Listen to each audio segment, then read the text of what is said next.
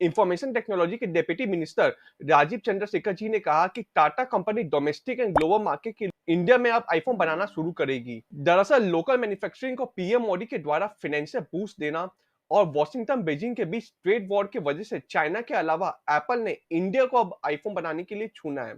और Apple India को अपने नेक्स्ट बिग ग्रोथ ड्राइवर के रूप में पेश कर रहा है, क्योंकि एप्पल अपने कुछ प्रोडक्शन यूनिट्स को चाइना से शिफ्ट करना चाह रहा है इंडिया में। आपको बता दें कि टाटा ग्रुप इंडिया में एप्पल आईफोन्स को असेंबल करना स्टार्ट कर देगा जब विस्टर्न कॉर्प अपने इंडियन मैन्युफैक्चरिंग यूनिट को सेल करेंगे टाटा ग्रुप को।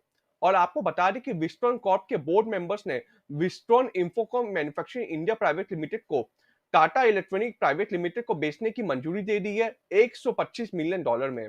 और हाल ही में दिसंबर 2020 में कर्नाटक स्टेट के नरसपुरम में विस्टर्न प्लांट को 3 महीने के लिए फोर्सफुली बंद करना पड़ा था, जिसके वजह से लाखों डॉलर्स का नुकसान हुआ था विस्टर्न को। साथ ही साथ आपको यह भी बता दें कि एयरलाइन से लेके सॉफ्टवेयर बनाने वाली कॉन्ग्लोमरेट टाटा ग्रुप इस प्लान को खरीदने के लिए पिछले 1 साल से ताइवानीज आईफोन मेकर से बात कर रही थी। और इसी वजह से electronic and technology minister Rajeev Chandrasekhar ji ने आज अनाउंस किया कि टाटा ग्रुप आने वाले 2.5 सालों के अंदर डोमेस्टिक और ग्लोबल मार्केट के लिए इंडिया में अब एप्पल आईफोन बनाना शुरू करेगी। आपको बता दें कि ये डेवलपमेंट इंडिया की बढ़ती प्रोडक्शन पावर को दर्शाता है और दुनिया भर के कस्टमर्स को ज्यादातर चाइनीज मैन्युफैक्चरिंग नए आईफोन बेचने की एप्पल की लास्ट स्ट्रेटेजी से एक सिग्निफिकेंट डिपार्चर को दर्शाता है। और इसके साथ ही टाटा ग्रुप इंडिया का पहला होम ग्रोन आईफोन मेकर बन जाएगा। यूनियन मिनिस्टर राजीव चंद्रशेखर जी ने यह भी कहा कि government of India, ministry of electronic and technology global India electronic companies के ग्रोथ को फुल्ली सपोर्ट करना चाहती है, जिससे इंडिया को ग्लोबल इलेक्ट्रॉनिक पावर बनने का पीएम मोदी जी का जो सपना है वो साकार हो पाए।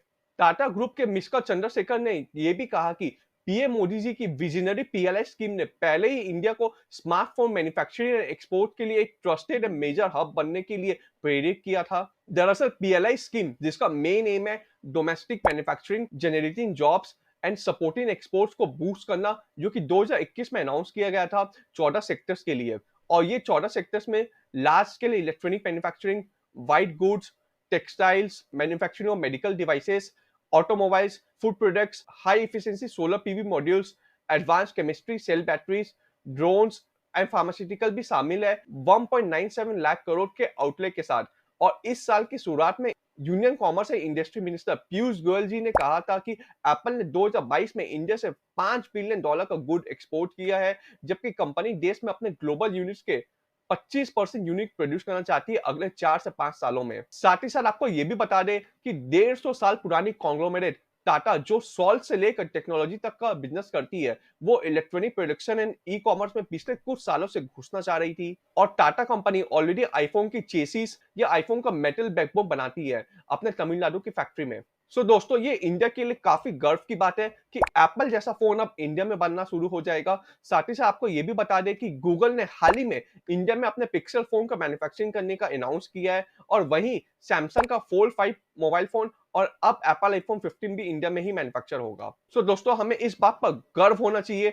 अब इंडिया में ही नहीं बल्कि अब्रॉड में भी लोग अब मेड इन इंडिया के मोबाइल फोन को यूज करेगी। Kindly share the video with your friend. Video अच्छा लगा तो kindly like and subscribe our channel.